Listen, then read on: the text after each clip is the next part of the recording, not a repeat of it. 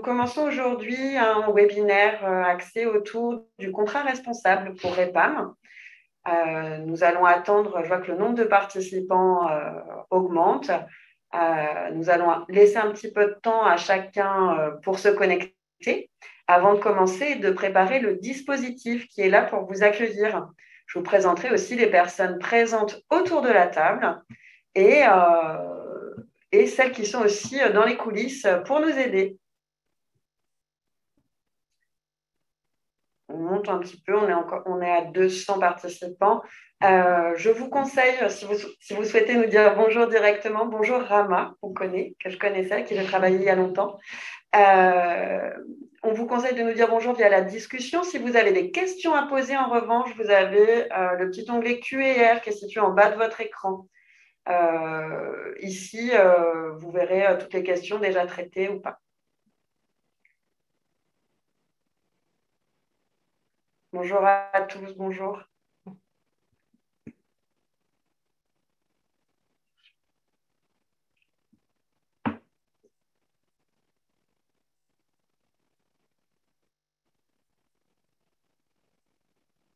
Très bien.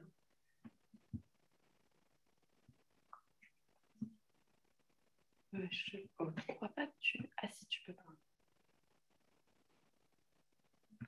Pour les personnes qui lèvent la main, voilà, je vous conseille vraiment d'utiliser l'outil questions-réponses qui sera plus adapté car nous n'allons pas pouvoir donner la parole à tout le monde.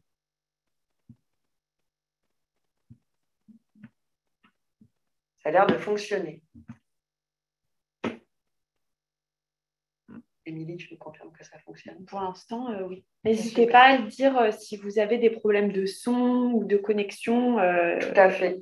On a 2 personnes qui sont là pour répondre à vos questions et gérer si jamais, donc n'hésitez pas.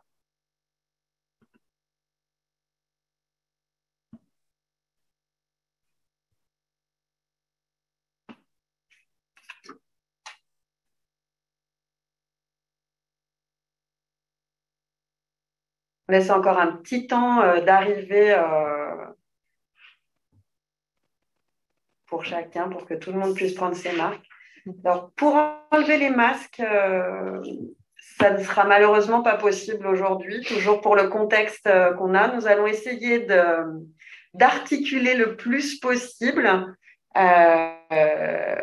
Si vraiment il vous manquait des informations, sachez que de toute façon, le support vous sera envoyé tout de suite à la fin. Avec tous les éléments nécessaires et en cas de besoin, on pourra aussi répondre à vos questions. Si nous n'avons pas été assez clairs, on pourra répondre à vos questions, soit en des temps de questions, soit à la fin du webinaire. Vous pouvez nous envoyer à communication@repam.fr.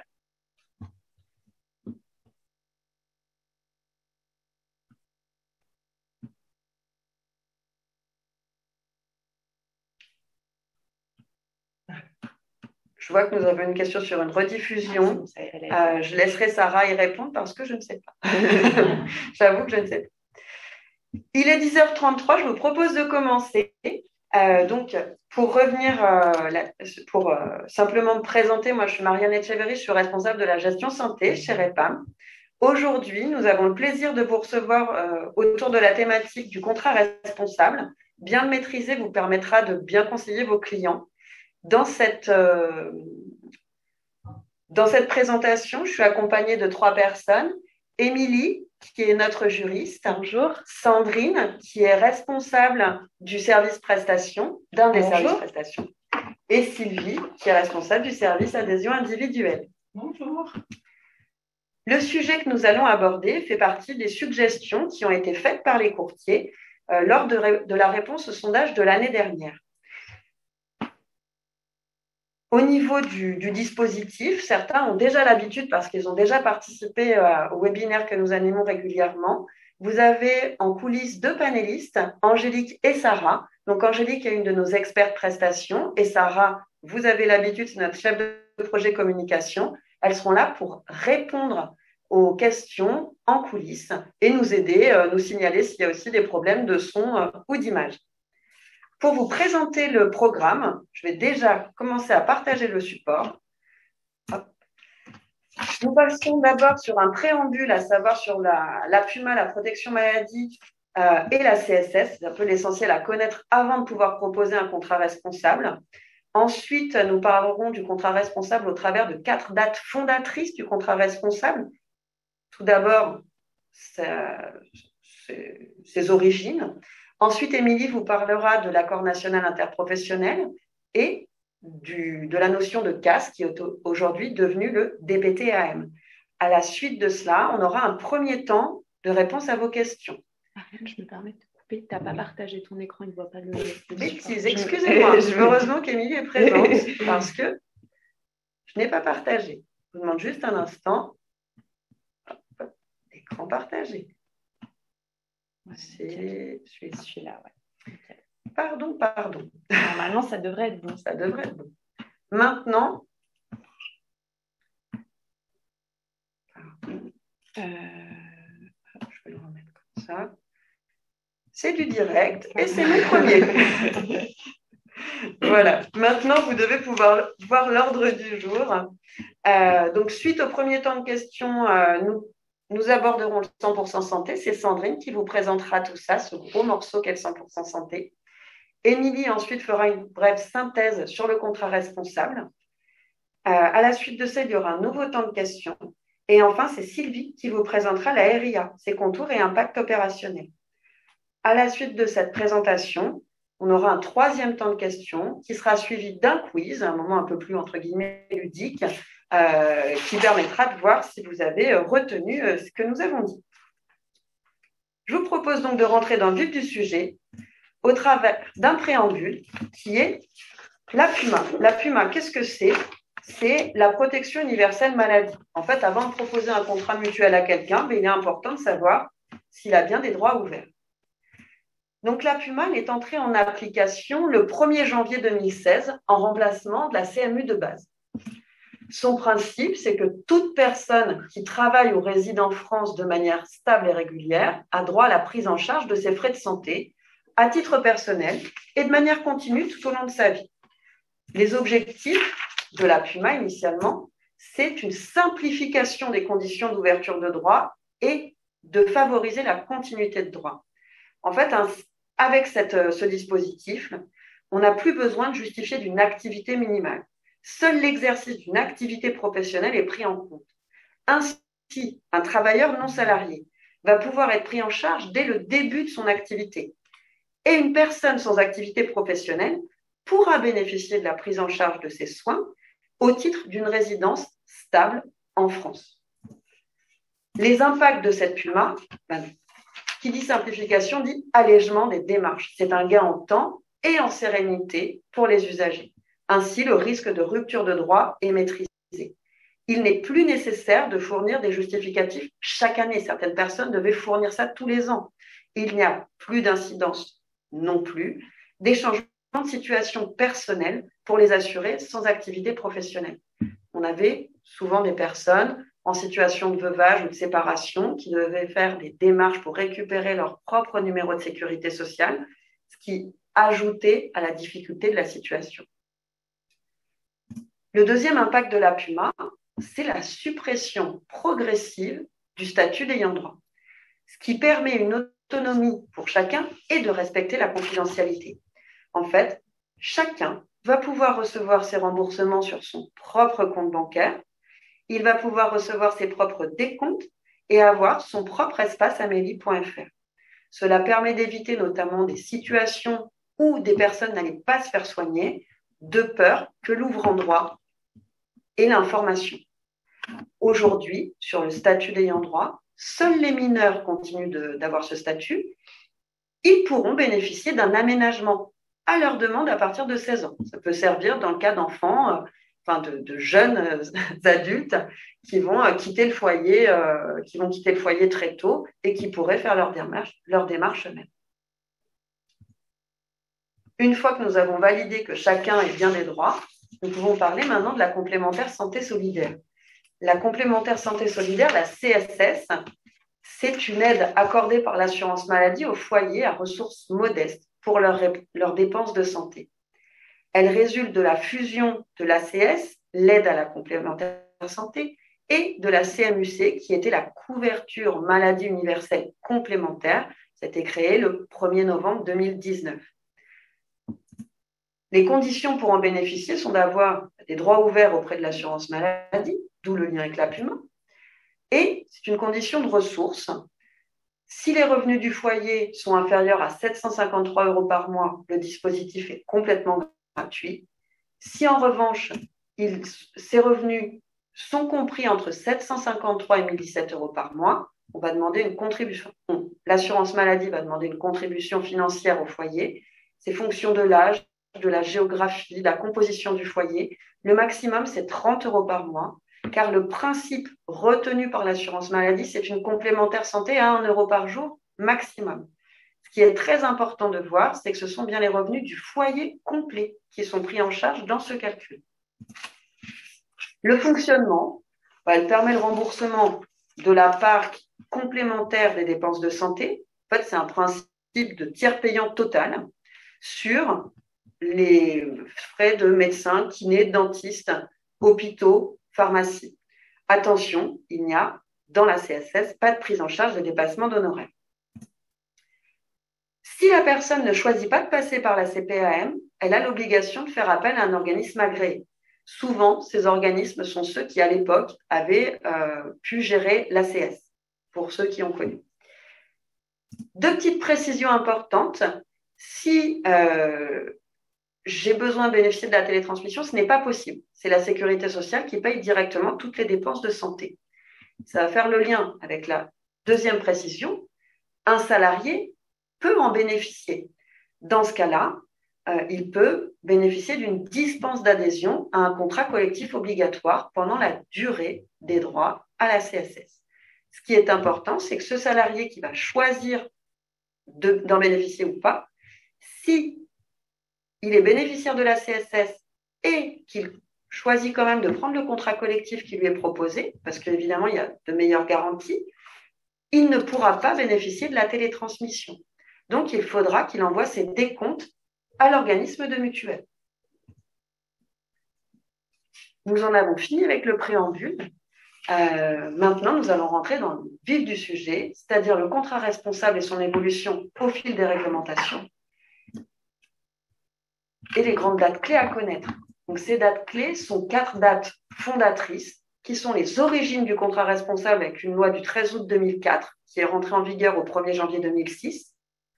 Ensuite, l'accord national interprofessionnel du 14 juin 2013, puis l'instauration du concept du contrat d'accès aux soins qui a évolué au 18 novembre 2014, et enfin, dernière date qui est venue définir les contours du contrat responsable, c'est le 100% santé du 11 janvier 2019. Moi, je vais parler des origines du contrat responsable et après, je laisserai la parole à Émilie.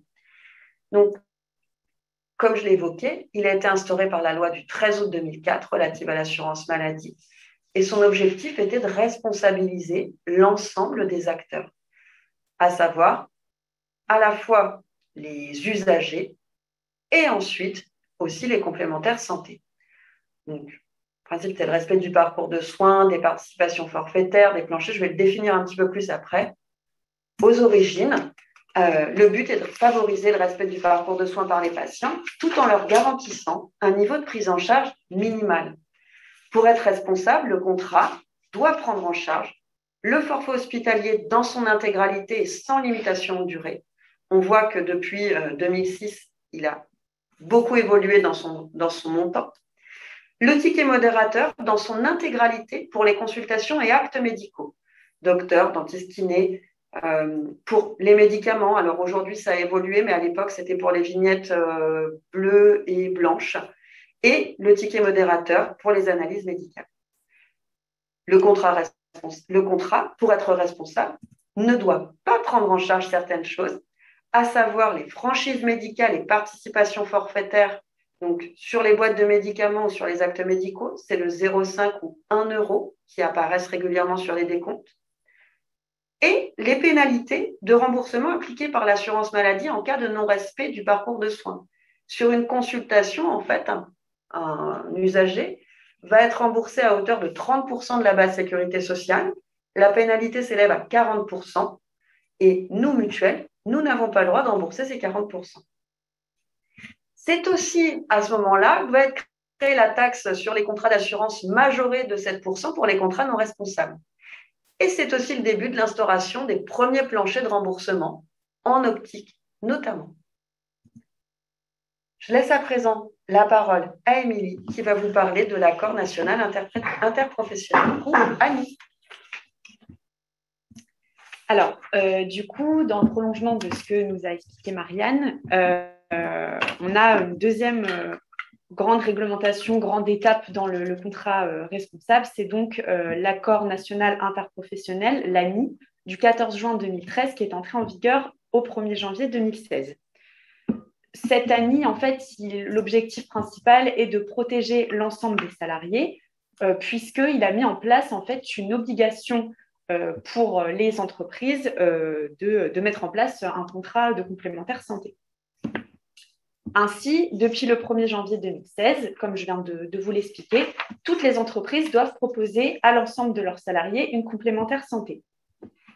Donc, ceci, ça s'adresse en fait à tous les salariés de l'entreprise, quelle que soit leur ancienneté. Tous les salariés peuvent en bénéficier. L'entreprise peut choisir librement l'assureur. Et aucune démarche n'est à faire pour le salarié, puisque c'est du coup l'entreprise qui se charge de transmettre le bulletin d'adhésion, etc. Donc, sachant que là, on parle vraiment du contrat de base, le contrat collectif. Ce n'est pas le cas pour les options. Pour les options, c'est bien le salarié qui doit faire les démarches et non l'employeur. Enfin, il n'y a pas d'obligation de couvrir les ayants droit du salarié. Seul le salarié est concerné par cette obligation, donc les ayants droit, à savoir les enfants et le conjoint. Donc, les conditions pour bénéficier de l'ANI, les conditions que met en place l'ANI, c'est une participation financière de l'employeur qui doit être au moins égale à 50% de la cotisation du salarié. On a également l'obligation de respecter un panier de soins minimum qui va être défini au niveau des accords de branche. Donc, du coup, les complémentaires santé ont dû s'adapter et mettre en place un panier de soins minimum dans leur contrat. C'est notamment le cas pour le ticket modérateur, le forfait hospitalier, pour le dentaire, l'optique et l'orthodontie. Enfin, donc, ce contrat est obligatoire pour les salariés, sauf en cas de dispense. Donc, on a plusieurs cas de dispense possibles. On vous a mis quelques exemples. Par exemple, pour un salarié qui est en CDD de moins de 3 mois, un salarié qui bénéficie de la CSS ou un salarié qui bénéficie déjà d'un contrat individuel, ce salarié pourra demander une dispense et ne sera pas obligé d'adhérer au contrat collectif de l'entreprise. Ensuite, je vous ai présenté l'ANI. Maintenant, nous allons passer à la deuxième grande étape du contrat responsable, qui est le décret du 18 novembre 2014, entré en vigueur au 1er avril 2015, qui donc a eu comme objectif d'encadrer les dépassements d'honoraires, notamment par la mise en place donc, du contrat d'accès aux soins, qui est aujourd'hui le DPTAM, donc anciennement le CAS et aujourd'hui le DPTAM, et en mettant en place des plafonds de remboursement. Alors, du coup, le CAS a évolué, puisque au départ, donc, on le connaissait sous le nom du contrat d'accès aux soins, après la réforme des contrats responsables. Il est ensuite devenu l'OPTAM, l'option pratique tarifaire maîtrisée, et aujourd'hui, on le connaît sous le nom du DPTAM, dispositif de pratique tarifaire maîtrisée. Les objectifs donc, du DPTAM, ce sont tout d'abord de faciliter l'accès aux soins, ensuite de limiter les dépassements d'honoraires, donc notamment pour les médecins du secteur 2, puisque les dépassements d'honoraires étaient des véritables freins pour les assurés et entraînaient en fait des renoncements aux soins. Et enfin, le dernier objectif qui découle des deux autres, c'est donc de réduire le reste à charge pour les assurés.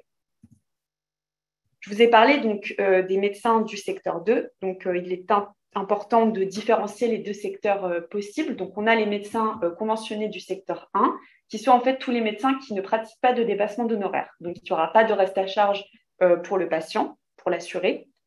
On a ensuite les médecins conventionnés du secteur 2, qui sont des médecins qui vont pratiquer des dépassements d'honoraires qui ne seront pas remboursés par l'assurance maladie.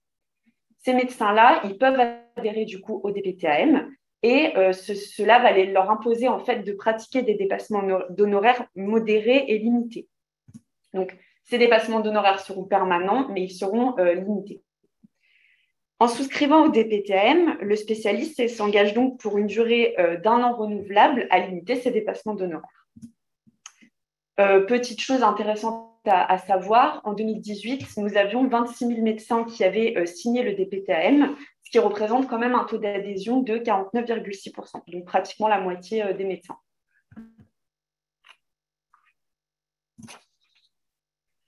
Donc, qu'est-ce qui a changé avec le CAS et aujourd'hui le DPTM? Comme je vous l'ai expliqué, c'est donc maintenant, on a une obligation de limiter la prise en charge des dépassements d'honoraires pratiqués par les médecins non adhérents au DPTM. On vous a mis une petite capture d'écran d'un tableau de garantie REPAM pour que vous puissiez voir en fait la différence sur 2 postes différents, donc notamment en hospitalisation médicale, chirurgicale et maternité. On peut voir qu'il y a une différence de remboursement selon que le médecin soit adhérent au DPTM ou non. Par exemple, là, si on prend le niveau 3, vous voyez bien que les honoraires pour un médecin DPTM seront remboursés à hauteur de 300%, alors que pour un médecin non adhérent au DPTM, on a une obligation de ne rembourser qu'à hauteur de 200% maximum. C'est le même constat. Pardon, pas de souci. C'est le même constat pour les soins courants. Si on reprend encore le niveau 3, vous voyez bien que les honoraires pour un médecin DPTM seront remboursés à hauteur de 175%, alors que pour un médecin non adhérent, on aura un remboursement de 150%. Du coup, on vous a mis un petit exemple pour illustrer. Donc, pour une consultation, par exemple, chez un ophtalmologue qui coûterait 60 €, on voit bien la différence, en fait, pour un médecin signataire du DPTM ou non.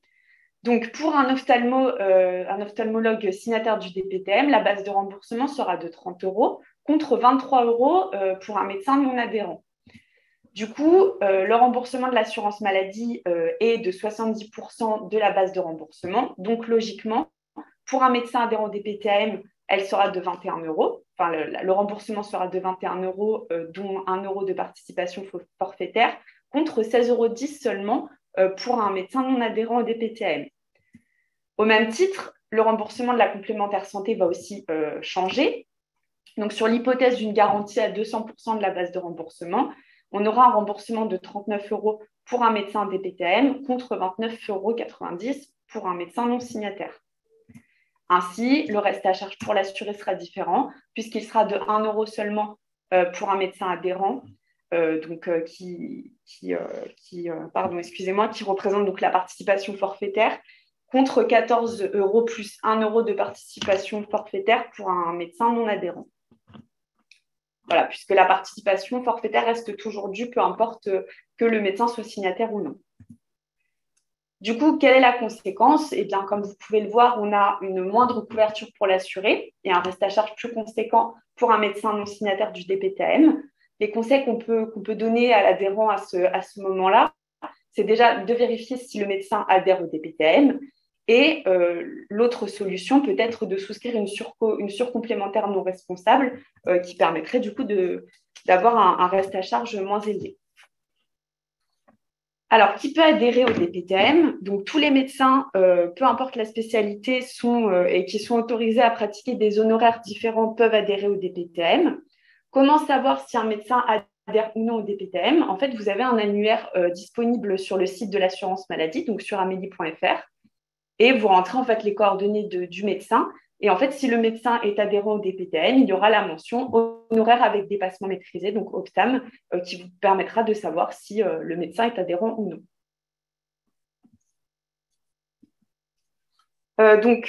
Du coup, quelle est la réponse que l'on peut apporter, notamment à ce dépassement, à ce dépassement d'honoraires potentiel, puisqu'on ne choisit pas toujours son parcours de soins et le généraliste ne va pas forcément aiguiller l'adhérent vers un spécialiste adhérent au DPTM. La réponse notamment que l'on peut apporter, c'est donc, comme je vous l'ai dit, la surcomplémentaire santé. Donc, on vous a mis un petit exemple avec la surco de REPAM. Quel est l'intérêt majeur de la surcomplémentaire santé? C'est qu'en fait, elle est non responsable, contrairement au contrat de complémentaire. c'est-à-dire que cela va permettre de déplafonner les remboursements des dépassements d'honoraires qui vont être pratiqués par les médecins. On le voit, du coup, pour une hospitalisation médicale, chirurgicale et maternité et pour des soins courants, donc dans les encadrés rouges, on voit qu'on n'a plus de distinction selon que le médecin soit adhérent ou non au DPTM. Il n'y a plus de distinction. Le remboursement, prend en charge les dépassements d'honoraires. L'intérêt secondaire, ce sera de renforcer les garanties sur d'autres postes de soins. Par exemple, vous voyez l'exemple pour la chambre particulière, pour l'optique, on aura des remboursements qui seront donc renforcés. Alors, on a fini pour cette première partie et on peut passer aux questions-réponses. Ça sera notre premier temps de questions. Au niveau des questions, je vous invite à les poser dans l'onglet Q et R afin que nous puissions plus facilement voir ce à quoi il a été répondu ou pas. Alors, dans les questions, j'ai quel intérêt pour un médecin d'être optam-CAS? Donc, c'est une bonne question. Il se trouve que pour un médecin, quand il choisit d'adhérer à ce dispositif-là, il va bénéficier de la part de la sécurité sociale d'une possibilité d'être remboursé plus rapidement qu'un médecin qui n'est pas CAS. On ne va pas rentrer non plus dans le détail, mais pour lui, il a cette possibilité plus rapidement qu'un médecin qui ne l'est pas. C'est un des intérêts majeurs pour lui de pouvoir de choisir ceci.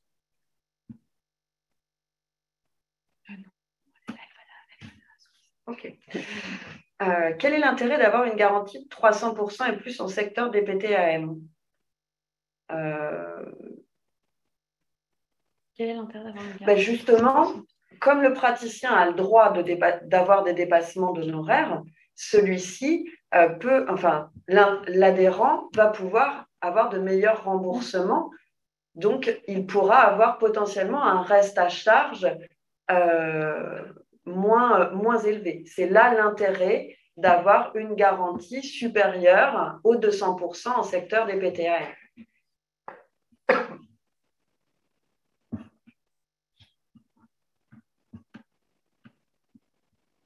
Ensuite, je prends connaissance avec vous des questions. Alors, est-ce que vous avez un contrat pour répondre à l'ACS?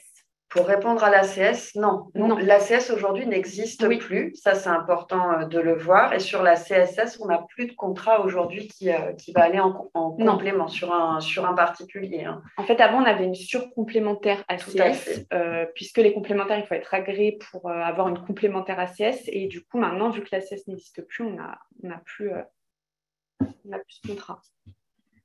En ce qui concerne la souscription d'une surcomplémentaire REPAM à un client qui a un contrat complémentaire santé autre que REPAM, aujourd'hui, ce n'est pas possible. Nos conditions générales prévoient bien que ce contrat de surco doit intervenir en complément d'un contrat de base REPAM. Je regarde l'heure pour ne pas être...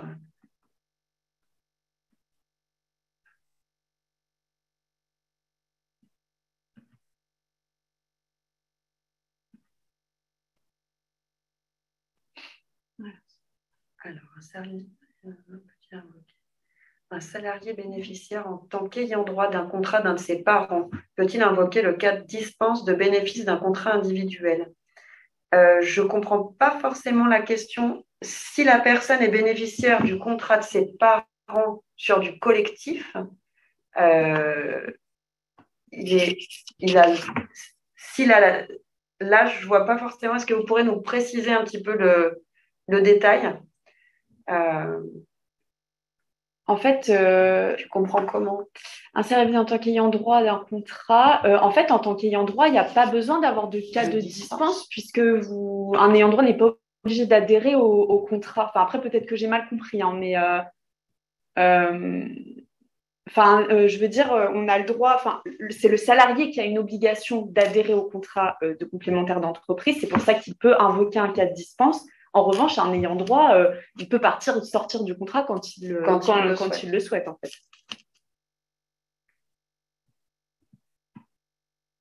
Est-ce qu'on répond à d'autres questions? Est-ce qu'on poursuit avec le 100% santé? Ouais, on va. Effectivement, je reprends cette partie sur l'intérêt pour un professionnel de santé de souscrire au dispositif des PTAM. Il a aussi une baisse de ses charges. Après, nous, on n'est pas assez technicienne pour pouvoir vous donner les précisions à ce sujet-là. Mais effectivement, il bénéficie aussi de ça.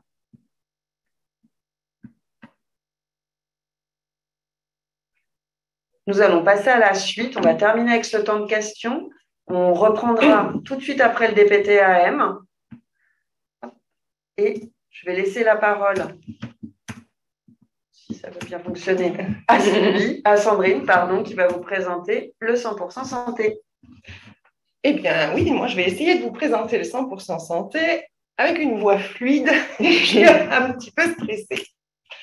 Donc, le 100% santé, c'est quoi? C'est le décret du 11 janvier 2019 qui est entré en vigueur le 1er janvier 2020 et qui vise à protéger et encadrer en permettant notamment pour 3 postes coûteux que sont l'optique, le dentaire et l'auditif, au plus grand nombre de bénéficier d'équipements sans reste à charge. Objectif et principe du 100% santé, donc c'est un dispositif qui vise à lutter contre le renoncement aux soins. Toute personne qui bénéficie d'un contrat complémentaire santé responsable ou de la CSS peut bénéficier d'une prise en charge intégrale pour certains équipements qui sont les lunettes, les prothèses dentaires et les prothèses auditives.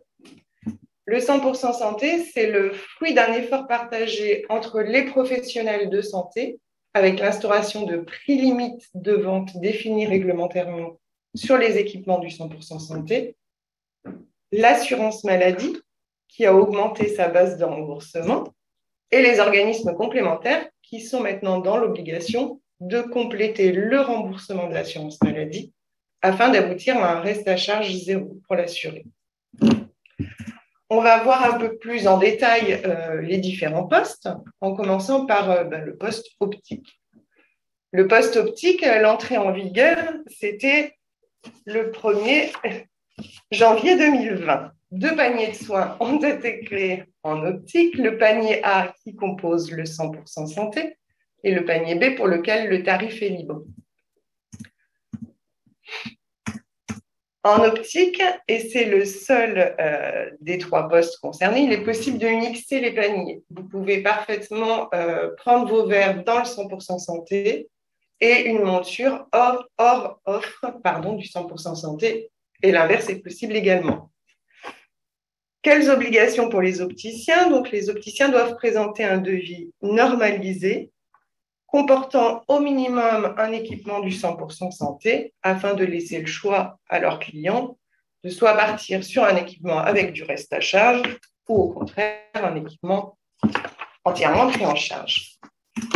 Concrètement, on vous a mis un petit tableau avec la composition de l'équipement pour l'offre du panier A et l'offre du panier B. Donc, en panier A 100% santé, pour la monture, les adultes ont un choix sur 17 montures, et les enfants ont le choix entre 10 montures. Pour ce qui est des verres, c'est en fonction du niveau de correction, en sachant, quoi qu'il en soit, que les verres répondent aux besoins de correction visuelle et présentent quelques performances techniques dans le 100% santé, comme l'amincissement, l'anti-rayure et l'anti-reflux. Dans le panier B, qui est le panier libre, la monture est forcément libre et les verres sont forcément libres aussi. On peut ajouter quelques performances techniques comme l'anti-lumière bleue qui présente quand même un certain confort, l'anti-salissure, etc. Les prix limites de vente. Donc, on voit sur le panier A qu'il y a un prix limite de vente qui est fixé à 30 € pour la monture. Et pour les verres, c'est une fourchette entre 65 € et 340 €. Ça dépend effectivement du niveau de correction. Pour le panier B, il n'y a pas de prix limite de vente. Après, on va s'intéresser au remboursement, à la base de remboursement de l'assurance maladie et au remboursement de cette dernière.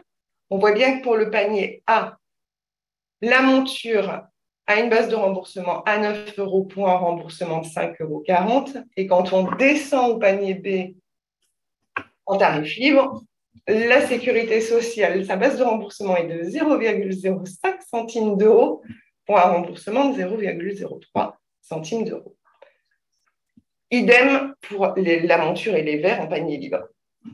La complémentaire santé devra, elle, intervenir sur un équipement du 100% santé à hauteur de 24,60 € de remboursement pour qu'il n'y ait plus aucun reste à charge pour l'assuré.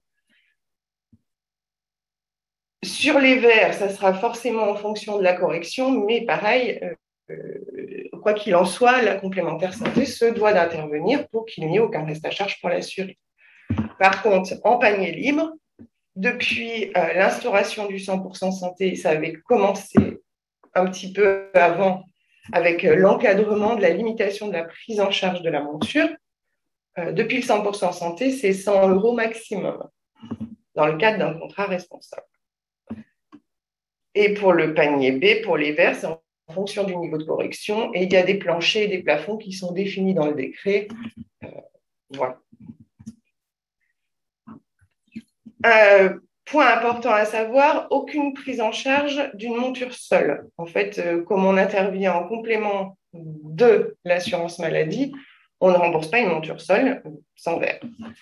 Et maintenant, depuis l'instauration du 100% santé, il n'y a plus aucune prise en charge des équipements solaires, sauf en cas de pathologie qui doit être spécifiée sur l'ordonnance, comme la photophobie par exemple. En optique, qu'est-ce qu'on peut vous dire? Que le renouvellement est possible tous les 2 ans à date d'achat et qu'il y a certains cas dérogatoires en cas d'évolution de la vue et sous respect de certaines conditions. On fait le distinguo entre les adultes et les enfants. Depuis le 100% santé, en fait, sont considérés comme adultes les enfants de plus de 16 ans. Avant, c'était 18 ans. Maintenant, c'est 16 ans. Donc, il faut une évolution de la vue selon des critères bien définis avec un minimum de 0,50 de différence sur un œil ou 0,25 par œil. Il y a également un délai minimum qui est pour les adultes d'1 an minimum à date d'achat. Et pour les enfants, ce qu'il faut savoir également, c'est que pour les verres, il n'y a plus aucun délai minimum. Avant, il y en avait un également. Et depuis l'instauration du 100% santé, c'est une belle évolution. Il n'y a plus de délai pour les verres. Pour la monture, je t'arrête. Ça veut dire que si j'ai un enfant dont la vue change de 0,5 tous les mois, il peut bénéficier d'un remboursement sur ses frais de lunettes. Oui, c'est une vraie avancée. Tout à fait. Merci d'avoir clarifié. Et pour la monture, c'est 1 an à date d'achat de 6 à 16 ans, comme les adultes. Voilà. Et par contre, pour les moins de 6 ans, c'est 6 mois en cas de mauvaise adaptation de la monture, ce qui est possible, puisque les enfants évoluent très vite. Quel justificatif? Pour les adultes, il faut une nouvelle ordonnance ou un renouvellement qui aura été fait par l'opticien suite à son examen, qui doit être mentionné sur l'ordonnance. Alors, dans les faits, normalement, chaque opticien qui réalise un examen et qui constate une évolution de la vue devrait envoyer la correction trouvée à l'ophtalmologue. Je dis en principe parce que je ne suis pas sûre que ce soit fait systématiquement. Et pour les enfants, quoi qu'il en soit, c'est une nouvelle ordonnance de l'ophtalmologiste qui est obligatoire. Pour ce qui est des ordonnances, juste une petite aparté, pour les moins de 16 ans, l'ordonnance, elle doit avoir moins d'1 an, forcément. De 16 à 42 ans, elle doit avoir moins de 5 ans. Et au-delà de 43 ans, elle doit avoir moins de 3 ans. Et vous pouvez également changer d'équipement en cas de pathologies qui sont définies dans le décret, donc comme la DMLA, la cataracte, etc. On va maintenant passer au poste dentaire avec une entrée en vigueur au 1er janvier 2020 et une évolution depuis le 1er janvier 2021 pour les prothèses amovibles. Les prothèses amovibles, c'est les dentiers partiels ou complets en résine. 3 paniers de soins ont été définis en dentaire, le reste à charge 0, RAC 0, avec une liste de prothèses avec des prix limites de vente. Le reste à charge modéré avec des prix limites de vente également et le panier libre. La catégorisation est liée à la localisation de la dent et aux matériaux utilisés. Il faut savoir que l'implantologie ne rentre pas dans le cadre du 100% santé. On vous a mis un petit tableau justement pour illustrer ce que je vous disais précédemment. Suivant la localisation de la dent, en fait, plusieurs matériaux peuvent être proposés, notamment pour les dents visibles. Vous le voyez bien en haut sur les dents visibles, aussi appelées dents du sourire, dans l'offre du 100% santé. Par contre, concernant les dents du fond, on voit bien que seules les couronnes métalliques, c'est sur la première ligne, peuvent être réalisées en reste à charge zéro. Si vous choisissez un autre matériau, alors les paniers modérés ou libres peuvent répondre à votre demande. Oui, vous aurez de toute façon cette infographie dans le support qui sera envoyé à la fin du webinaire. Donc, vous pourrez tout à fait vous y référer. On vous a mis un exemple de Martine, 49 ans, qui doit poser une couronne en céramique.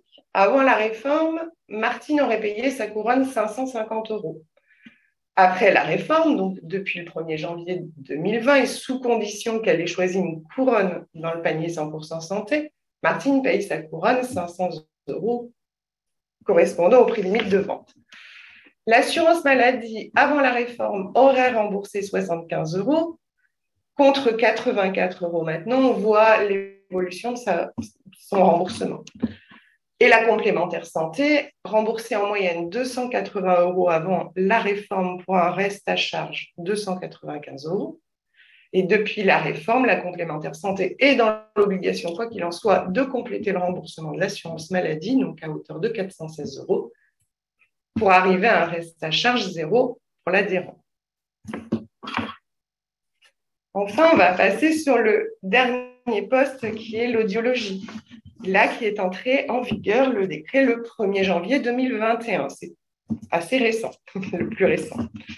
2 paniers de soins ont été créés en audiologie. La classe 1, l'offre du 100% santé avec des prix limites de vente, et la classe 2, l'offre à tarif libre sans PLV. Le renouvellement en audiologie d'un équipement est possible tous les 4 ans.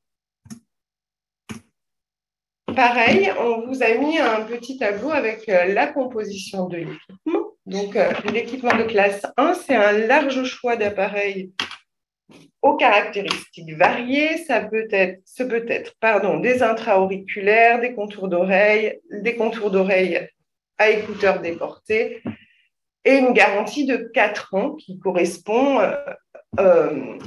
aux conditions de renouvellement. En classe 2, donc tarif libre, la composition de l'équipement est forcément libre. Le prix limite de vente pour un appareil auditif est de 950 € en classe 1. Il n'y en a pas en classe 2.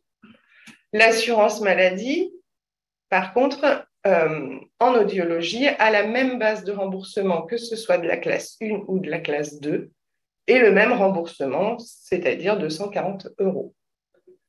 La complémentaire santé interviendra forcément à hauteur de 710 € en classe 1 afin qu'il n'y ait pas de reste à charge pour l'assuré. Et la complémentaire santé interviendra selon le prix de vente et la garantie. Il faut savoir quand même qu'il y a un plafond de 1 700 €. Pareil, on vous a mis un petit exemple de Daniel, 67 ans, qui a besoin d'une prothèse auditive pour son oreille droite. Avant la réforme, il aurait payé 1 500 €. Depuis la réforme, et sous condition qu'il choisisse un appareil de classe 1, Daniel paye son aide auditive 950 €. Avant la réforme, l'assurance maladie et la complémentaire auraient remboursé 650 €. Dans le détail, depuis 2018, la base de remboursement et forcément le remboursement de l'assurance maladie a évolué, puisqu'en 2018, on était sur une base de remboursement de 199,71 € pour un remboursement de 120 €. En 2019, on est passé à un remboursement de 180 €, en 2020 à 210 € pour arriver en 2021 à 240 €. Et donc, après la réforme, Daniel paye donc son note auditif 950 €. L'assurance maladie et la complémentaire lui remboursent respectivement 240 € et 710 € afin de n'avoir plus aucun reste à charge. Pardon. Enfin, on a voulu vous faire un premier petit bilan de cette réforme 100% santé. Sur l'optique, on voit que le taux de recours aux équipements du 100% santé est d'environ 17%, contre un objectif visé de 20%. C'est celui des 3 postes qui a le moins bien marché. Avec un reste à charge pour les équipements en tarif libre en hausse jusqu'à 140 € contre 95 € en moyenne avant la réforme. Sur le poste dentaire, le taux de recours au 100% santé, là par contre, dépasse l'objectif avec 52% contre 40% attendu. Le reste à charge pour les équipements à tarif libre est en hausse, respectivement de 160 € pour le panier de soins à tarif modéré et de 178 € pour le panier de soins à tarif libre, contre 135 € en moyenne avant la réforme. En audiologie, le taux de recours est déjà de 35% contre un objectif de 20%. Et le reste à charge pour les équipements à tarif libre est identique à avant la réforme, c'est-à-dire une moyenne de 784 €. Il y a eu une étude de l'Assemblée nationale qui s'interrogeait, se disait si les restes à charge ont été réduits, l'impact de la réforme en termes de lutte contre le renoncement aux soins ne peut pas encore être évalué. En tout cas, cette réforme pèse sur les comptes des complémentaires santé qui sont désormais dans l'obligation de rembourser, de compléter l'assurance maladie afin qu'il n'y ait aucun.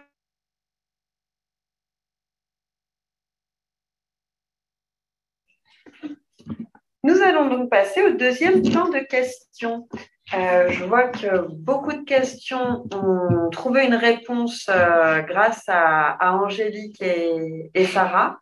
Je vous laisse, pour ceux qui lèvent la main, comme tout à l'heure, je ne peux pas donner la parole parce qu'on est très nombreux, on est à peu près 300. Donc, je vais vous laisser formuler vos questions dans l'espace de questions-réponses qui s'appelle Q&R. Et peut-être que vous n'avez pas de questions parce que nous sommes très clairs, ce qui est possible, ce qui me fait plaisir. Mais aussi parce qu'Angélique et Sarah font un énorme travail. Non, je ne l'ai pas. Monsieur Drigny, je ne connais pas le pourcentage des PTM, non des PTM entre l'hôpital et la clinique. J'avoue que je n'ai pas cette information-là. On peut chercher. Certainement qu'on aura l'information sur le site amélie.fr, mais je ne l'aurai pas. Ah, Angélique, là, peut-être. Alors, est-ce que le fait de demander une option lumière bleue suffit à sortir le verre du tarif reste à charge? Angélique est sur l'affaire. C'est très pratique d'avoir une experte prestation, ancienne opticienne en coulisses, qui maîtrise parfaitement bien le dispositif. Merci beaucoup à elle. Comment explique-t-on que le reste à charge global est augmenté après la réforme en optique et en dentaire? Est-ce qu'on peut répondre à cette question? Alors, sur l'optique, oui, parce que quelque part, pour moi, la première chose, c'est qu'on a deux éléments, à savoir le 100% santé qui rentre en place, plus le fait que l'intervention sur la monture soit passée de 150 € à 100 €. Donc, automatiquement, on a 50 € sur la monture si les personnes ne changent pas leur comportement de consommateurs, qui vont être en plus en reste à charge. Donc, la différence peut être d'à peu près 50 € entre les deux et elle se retrouve dans la statistique que nous avons. En revanche, sur le dentaire, est-ce qu'il y a plus de recours à ce qui est libre? Là, est-ce que vous remarquez ça? Bon, mais ça sera vraiment du ressenti. Alors, sur les dents du fond, oui, il y en a beaucoup qui veulent aussi, qui veulent pas de métallique et qui veulent de la résine. quelque chose de plus discret. Donc, effectivement, l'offre du 100% santé aujourd'hui, c'est uniquement... je vois que ça pour l'instant. En ce qui concerne la question de M. Drini sur hôpital versus médecine de ville, c'est surtout sur l'hôpital que le nom des PTM pose problème. Je pense que ça dépend de la géographie. Je sais que nous sommes basés à Lyon et le nom des PTM, on le voit aussi beaucoup chez des spécialistes, ne serait-ce que de l'ophtalmo. Et là, c'est intéressant d'aller consulter un professionnel qui va le respecter.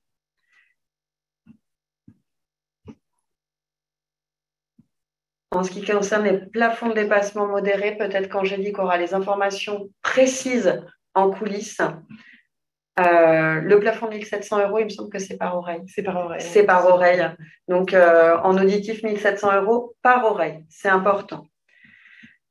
Le client qui va changer de mutuelle chaque année pour bénéficier du forfait optique de chaque mutuelle peut-il être bloqué par la sécurité sociale? Oui. À un moment, la sécurité sociale refusera peut-être d'intervenir sur l'équipement. Donc après, la mutuelle est obligée de suivre la sécurité sociale de toute façon, même si la personne change. Après, c'est aussi sur les comptes des mutuelles que ça va peser. Si le plafond de dépassement... Alors, il n'y a pas de plafond de dépassement en DPTM de 200%. C'est le plafond de remboursement des mutuelles sur le non-DPTM qui est de 200%. C'est bien ça qu'il faut clarifier. Si le plafond de dépassement en DPTM de 200%, quel est l'intérêt d'avoir une garantie de 300% et plus? Je relis la question. Il n'y a pas ce plafond et sur le non-DPTM. Comment savoir si le médecin ou spécialiste consulté est adhérent au DPTAM? Soit on lui pose la question si on prend encore rendez-vous par téléphone, soit on regarde sur le site amélie.fr et on peut choisir dans les filtres soit médecin conventionné secteur 1, soit secteur 2, soit ayant signé le DPTAM. Comme ça, on pourra s'orienter vers lui directement. On va passer à la suite. Je vais laisser la parole à Émilie qui va nous faire une synthèse du contrat responsable et de ses évolutions. Émilie, c'est à toi. Merci. Du coup, pour synthétiser un peu tout ce qu'on vous a dit jusqu'à maintenant, on a donc, comme on voulait exposer, 4 grandes étapes, on va dire, dans le contrat responsable. Donc, on a la première étape du 13 août 2004 qui a visé à responsabiliser l'ensemble des acteurs, comme on vous l'a dit, avec les planchers de remboursement, le respect du parcours de soins, etc. Je ne les ai pas. C'est normal. On a ensuite l'ANI du 14 juin 2013 qui a visé à protéger l'ensemble des salariés en obligeant à l'entreprise de proposer un contrat de complémentaire santé. On a le 18 novembre 2014 qui a visé à encadrer les dépassements d'honoraires, notamment avec le CAS et les plafonds de remboursement. Et enfin, ce que vient de vous expliquer Sandrine, le 11 janvier 2019 avec le 100% santé qui vise à protéger et encadrer les remboursements et les adhérents. Du coup, le contrat responsable, comme on vient de le voir, il permet d'être mieux remboursé dans le cadre du parcours de soins coordonné. Il offre des avantages sociaux et fiscaux sur lesquels on va revenir juste après. Et il répond aux obligations réglementaires de prise en charge, notamment par l'hospitalisation, les soins courants, l'optique, le dentaire et les aides auditives avec le 100% santé. Donc, je vous ai parlé d'avantages fiscaux. Donc, le contrat responsable offre des avantages fiscaux. Il en offre pour tous, avec la taxe de solidarité additionnelle, la TSA, qui permet d'avoir, le contrat responsable permet d'avoir un taux réduit fixé à 13,27% au lieu de 20,27%. Petite note, la TSA avant, c'était la TSCA, donc la taxe spéciale sur les conventions d'assurance, et la TSA qui ont été rassemblées en une seule taxe. Voilà, petit aparté. On a aussi des avantages fiscaux pour l'entreprise, puisqu'on a une déductibilité de la cotisation patronale de l'impôt sur les sociétés et une exonération des charges sociales pour la cotisation patronale, donc en dehors de la CSG et de la CRDS. Également des avantages fiscaux pour les salariés, avec une cotisation salariale déductible du revenu imposable, sous condition du revenu, attention. Et enfin, des avantages fiscaux pour les TNS, pour un TNS qui a souscrit un contrat dans le cadre de la loi Madelin et qui verra ses cotisations déductibles du bénéfice imposable de l'entreprise. Voilà, on va passer ensuite donc à la résiliation infra-annuelle. Donc, moi, je vais vous parler de la dernière réforme en date, qui est donc la résiliation infra-annuelle, RIA, qui a été instituée par la loi du 14 juillet 2019 relative au droit de résiliation sans frais des contrats de complémentaires. Elle est entrée en vigueur le 1er décembre 2020 et cette loi prévoit que tout assuré a la possibilité de résilier son contrat santé à tout moment, sans frais, après 1 an d'adhésion et sans motif. Alors, seul le souscripteur du contrat peut demander la résiliation et ce dernier peut faire sa demande sur tout support durable, que ce soit mail, courrier simple, courrier recommandé, par exemple. Alors, quels sont les objectifs visés par cette réforme? Tout d'abord, offrir plus de liberté aux assurés. Ensuite, faciliter la démarche de résiliation. Et enfin, préserver le pouvoir d'achat en favorisant la concurrence. Donc, quels sont les contrats concernés par cette réforme? Donc, l'ensemble des contrats complémentaires santé, qu'ils soient responsables ou non, y compris lorsqu'ils comportent des garanties prévoyance qui sont listées dans le décret, telles que le décès, invalidité ou encore incapacité. Donc, comme je vous l'ai dit juste avant, seul le souscripteur peut demander la résiliation du contrat. Concernant les contrats collectifs, la demande ne peut être effectuée uniquement par l'employeur. En revanche, il y a la possibilité de résilier les options souscrites à titre individuel pour les salariés. Donc, la RIA est donc une possibilité de résiliation qui vient s'ajouter à celle déjà existante. En revanche, elle ne va pas annuler les autres cas de résiliation tels que résiliation pour attachement à la complémentaire santé, départ à l'étranger ou encore un changement de statut, pour ne citer que ces exemples. Donc concrètement, la RIA impose de nouvelles obligations pour les organismes complémentaires. Tout d'abord, une évolution au niveau des documents qui sont remis lors de la souscription. Tout d'abord, il faut qu'il soit mentionné le droit à la résiliation infra-annuelle.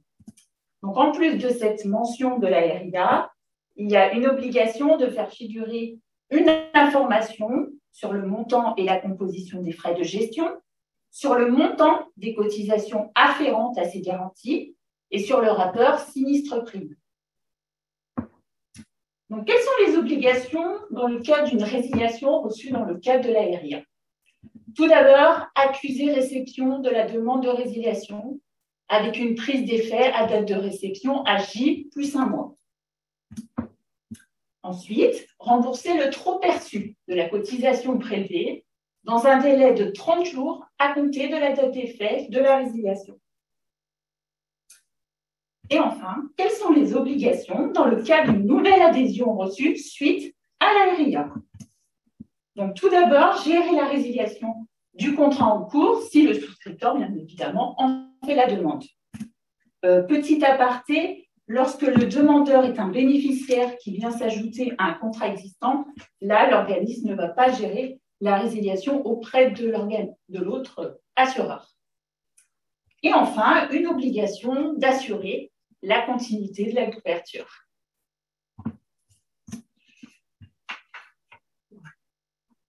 Donc, on va aller un petit peu plus loin avec la RIA, avec 2 points essentiels à retenir.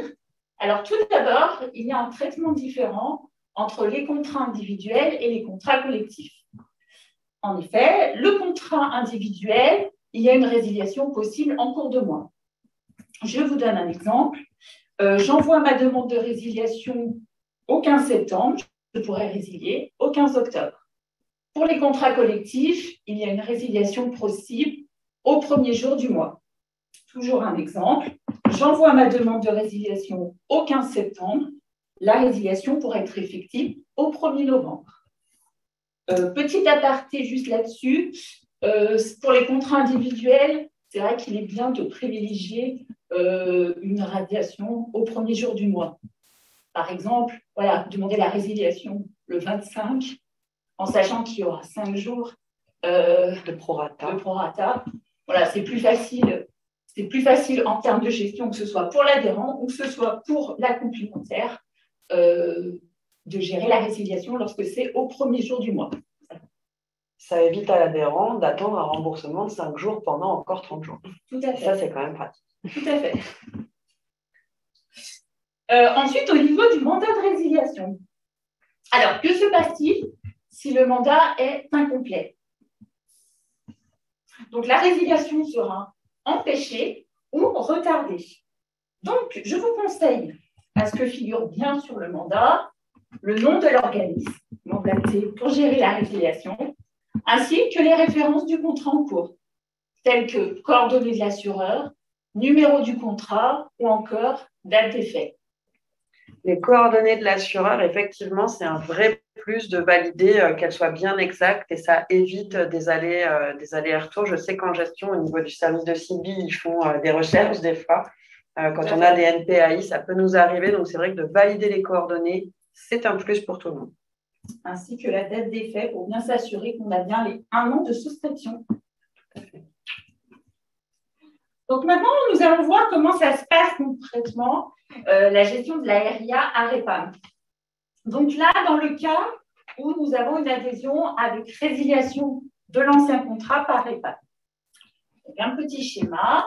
Donc tout d'abord, l'assuré et le courtier vont constituer ensemble le dossier d'adhésion et l'envoyer à REPAM.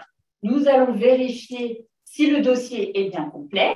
Pour cela, il faut la demande d'adhésion, accompagnée des pièces justificatives et le mandat de résiliation au profit de REPAM signé par l'assuré. Attention au délai de gestion à prendre en compte. Donc à REPAM, le délai de gestion est de J+35. Donc par exemple, si je souhaite que mon contrat débute au 1er novembre, la demande doit être envoyée au plus tard le 26 septembre. Donc ensuite, REPAM envoie le courrier de résiliation par courrier recommandé avec accusé de réception à l'ancien assureur. Il y a quoi dans ce courrier de résiliation? Il y a le mandat, forcément. D'où la nécessité. Tout à fait. L'ancien assureur réceptionne la demande de résiliation et valide celle-ci avec l'envoi d'un avis de résiliation mentionnant la date d'effet. De l'autre côté, nous, REPAM, nous aurons enregistré donc l'adhésion avec une date d'effet à J+35. Et pour le contrat collectif, ça sera forcément au premier jour du mois. Donc, en gros, il n'y aura pas d'interruption de garantie pour l'adhérent.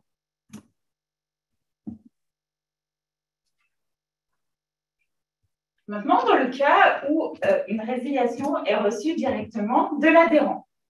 Donc, l'assuré envoie sa demande à REPAM. Nous allons vérifier que la demande de résiliation soit recevable. Pour cela, 3 points doivent être respectés. Tout d'abord, la demande doit être effectuée par le souscripteur. Le contrat doit avoir au minimum 1 an de souscription et il doit être à jour de cotisation. Si l'un de ces 3 points n'est pas respecté, la demande n'est pas recevable et nous adressons à l'assuré un refus de résiliation. Si en revanche, elle est recevable, nous allons enregistrer la résiliation avec une date d'effet à J+1 mois. Et nous allons en informer le courtier de manière à ce qu'une tentative de rétention soit possible. Nous accordons donc un délai de 10 jours. Passé ce délai, si nous n'avons pas de réponse du courtier, nous allons valider la résiliation par l'envoi d'un certificat de résiliation. Donc, si on a une résiliation en cours de mois et que l'échéance n'est pas partie en banque, nous allons calculer le prorata de la cotisation. En revanche, donc à l'inverse, s'il y a un trop perçu de cotisation, le remboursement sera effectué sous 30 jours à partir de la date d'effet de la résiliation. Et enfin, lorsque nous recevons une résiliation du nouvel assureur ou du courtier, donc la procédure est exactement la même que je viens de vous décrire. Alors, à la différence que le courrier doit être adressé par courrier recommandé avec accusé de réception et qu'il doit comporter le mandat signé du souscripteur. Alors, à noter que nous, à Répin, donc si on n'a pas de mandat, la résiliation, elle sera en attente et nous allons réclamer le document. Bien sûr, le courtier est au préalable informé de la demande de résiliation reçue de l'adhérent. Voilà pour la partie RIA. Je vais arrêter le partage d'écran car c'est le 3e temps de questions auquel nous allons. Ça en passe. Donc là, nous allons pouvoir aborder le 3e temps de questions avant d'aborder le quiz de fin de webinaire. Donc, je vais vous laisser formuler vos questions dans Q&R. Je sais que, encore une fois, Angélique et Sarah ont beaucoup travaillé dans les coulisses parce que je vois qu'il y a beaucoup de questions résolues. Alors, je vois la question de M. Perrichot où on nous dit « Pour la résiliation de contrat collectif entreprise, la date dépend des compagnies. Certaines appliquent vraiment le 30 jours plus 1 et pas forcément le 1er du mois. Normalement, la date du 1er du mois, c'est un accord de place. Il était initialement à la mise en place de la RIA. Tout le monde le principe était que ce soit beaucoup plus facile à tenir. Après, moi, je ne l'ai pas vu en pratique dans les demandes qu'on a formulées nous, mais si vous nous faites ce retour, c'est que vous l'avez rencontré. Si le client nous adresse la demande au cabinet en lettres simples, peut-on nous la transmettre par mail? Sylvie, oui, dans les faits. Oui, tout à fait. Il n'y a pas de souci, nous prendrons en compte la demande de l'adhérent. Ok. Sylvie, si on doit résilier un contrat qui aura un an d'ancienneté le 1er janvier, à partir de quand pouvons-nous résilier le contrat? Est-ce qu'on doit attendre le 1er janvier ou est-ce qu'on doit envoyer 2 mois avant le 1er janvier alors pour moi, c'est soit on est sur des conditions générales de résiliation à date d'échéance et à ce moment-là, c'est 2 mois avant le 1er janvier. Et si on souhaite le faire dans le cadre de la RIA, à ce moment-là, c'est dans les 30 jours qui précèdent. Tout à fait, exactement. J'espère, Madame Dubessy, que tout est clair.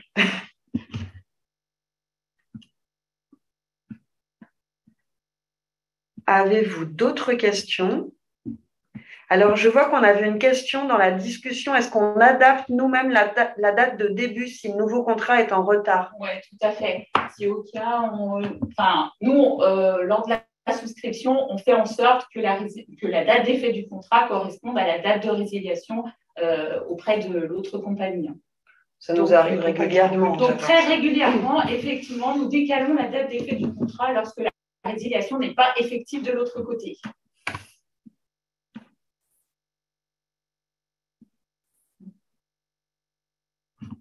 Question de M. Mouti, est-ce que c'est pareil pour les contrats TNS? Contrat santé TNS, ce qui est important. On fonctionne comme ça aussi. On fonctionne de la même manière, tout à fait.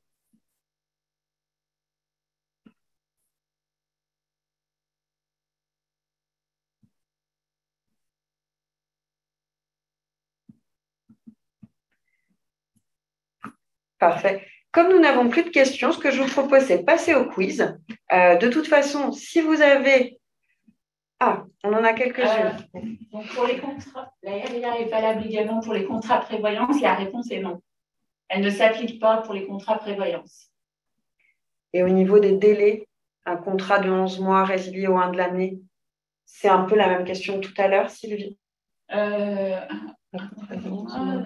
contrat de 11 mois, donc j'imagine que c'est un contrat souscrit le 1er janvier 2021. Est-ce qu'on peut recevoir la résiliation au 1er décembre 2021 pour être résilié au titre de la RIA au 1er janvier 2022? Chez nous, oui. Ça se passe comme ça. C'est la même question que M. Delsart, grosso modo. Ouais.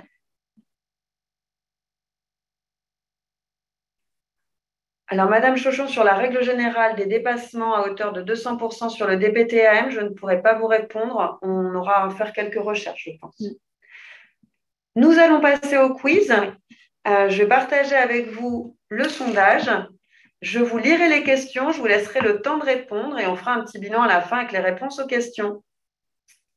C'est à vous. Les entreprises ont l'obligation de proposer une complémentaire santé à leurs salariés. C'est une question à choix unique, vrai ou faux. Dans le cadre de la PUMA, à partir de quel âge puis-je demander à être ouvrant droit? 18 ou 16 ans?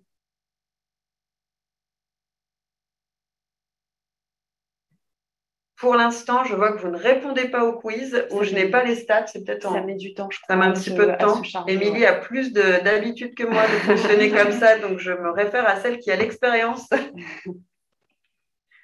Troisième question. Si je bénéficie de la CSS, je peux bénéficier d'un contrat collectif. Faux, vrai comme tout autre salarié, ou vrai comme tous les autres salariés, mais en plus, je dois envoyer mes décomptes à l'organisme car je ne bénéficierai pas du système Noémie.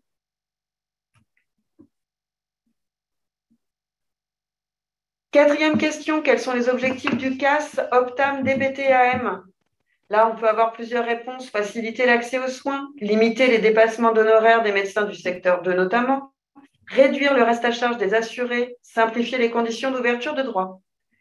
Cinquième question, sur le 100% santé en optique, Sandrine l'a dit, il est possible de mixer les paniers de soins. C'est un choix unique, vrai ou faux? Sixième question, le contrat responsable doit respecter les obligations suivantes en termes de garantie.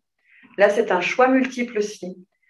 Il doit garantir le forfait hospitalier couvert sans limitation de durée. Il doit garantir la monture dans la limite de 150 €. Il doit prévoir la prise en charge intégrale des équipements 100% santé ou il doit prendre en charge le vaccin anti-grippe. Septième question. Quels sont les contrats concernés par la RIA?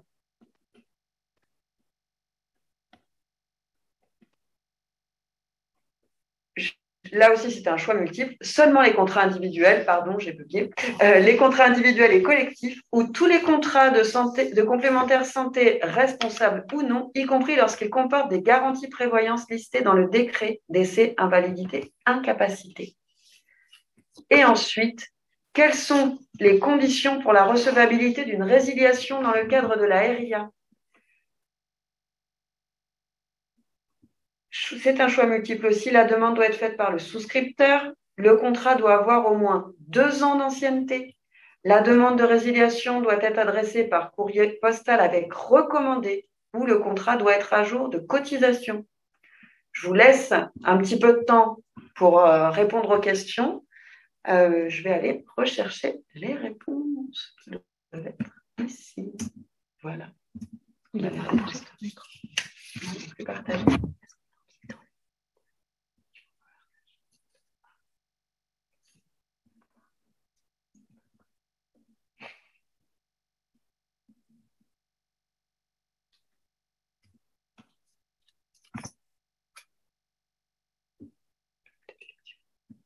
Oui.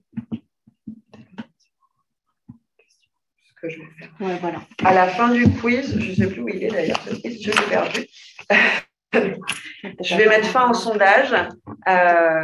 On attend un petit peu, on attend encore 1 ou 2 minutes peut-être, parce qu'en plus on est bien dans les temps, on a respecté le timing parfaitement. Je vous remercie, c'est aussi grâce à vous, parce que vous nous avez posé des questions au bon moment et que vous étiez tous à l'heure.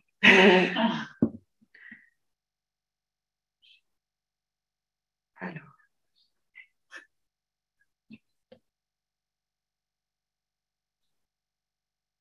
Allez, on se laisse encore une petite minute. Je vois que le nombre de personnes qui répondent sont de plus en plus nombreux. Et après, on donnera les réponses. Ah, je vois que certains ont des soucis pour soumettre leurs réponses. Ah. Bon, l'important, c'est de participer. Oui, oui. Et de toute façon, le quiz sera en annexe du support qui vous sera envoyé après. Hein.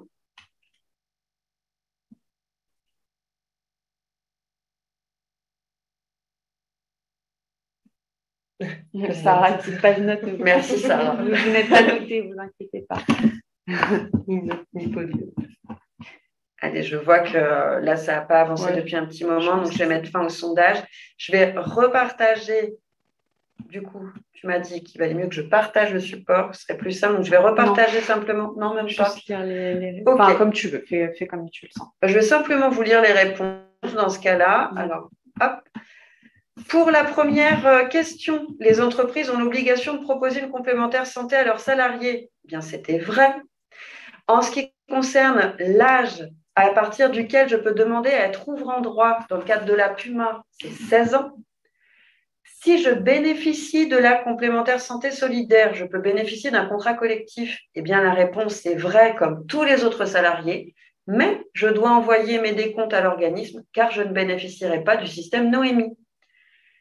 Dans les objectifs du CAS, Optam, DPTM, on va l'appeler DPTM aujourd'hui parce que c'est ça la notion qu'il faut retenir. Les objectifs, c'est faciliter l'accès de tous aux soins, limiter les dépassements d'honoraires des médecins secteur 2 et réduire le reste à charge des assurés. Alors, hop, pardon. J'ai un petit souci. La question 5. Hop. Dans le cadre du 100% santé, est-ce que je peux panacher les paniers de soins? Oui, je peux panacher les paniers de soins en optique. C'est le seul. Le contrat responsable, question 6, doit respecter les obligations suivantes en termes de garantie. C'était 2 réponses, le forfait hospitalier couvert sans limitation de durée et la prise en charge intégrale des équipements 100% santé. La monture aujourd'hui est remboursée dans la limite de 100 €. Ça, c'est depuis cette année. Ensuite, quels sont les contrats concernés par la RIA? Il s'agit de tous les contrats individuels et collectifs en santé, responsables ou non, y compris lorsqu'ils comportent des garanties prévoyance listées dans le décret, décès, invalidité, incapacité.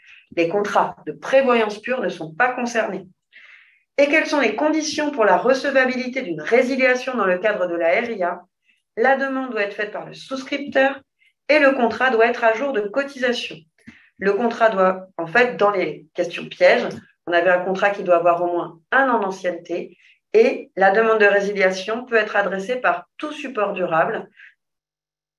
Nous conseillons quand même plutôt quelque chose qui laisse une trace, à savoir soit le courrier avec accusé de réception, soit le mail, ce qui a très très bien pris auprès des assurés. On a beaucoup de résiliations par mail aujourd'hui. Le webinaire est maintenant terminé. Nous vous remercions vraiment de votre participation, de votre patience et de votre bienveillance à notre égard. Vous allez recevoir le support par mail dans la semaine et vous aurez par mail séparé l'attestation de formation DDA. Ne vous inquiétez pas, si vous ne l'avez pas aujourd'hui ou demain, c'est parfaitement normal, hein, vous êtes assez nombreux. Ça va prendre du temps de les réaliser et de vous les envoyer. Si vous avez des questions, vous avez, je pense, tous nos adresses pour pouvoir nous contacter assez facilement. Privilégiez éventuellement les questions à communication@repam.fr.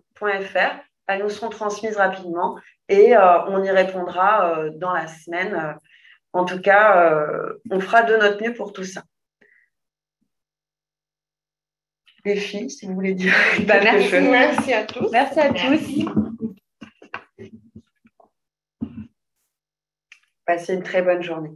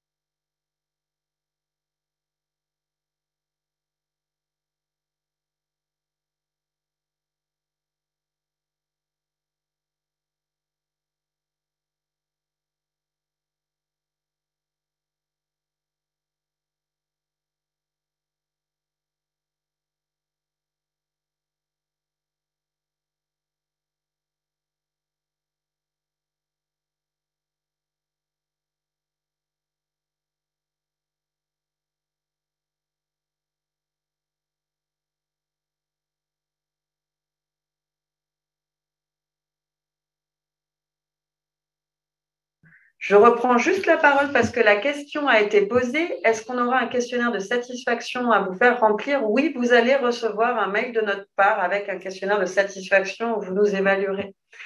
Vous pourrez aussi, bien évidemment, nous faire partager vos suggestions de sujets pour l'avenir. Pour nous, c'est vraiment riche d'avoir vos propositions. Ça nous permet de savoir sur quoi travailler.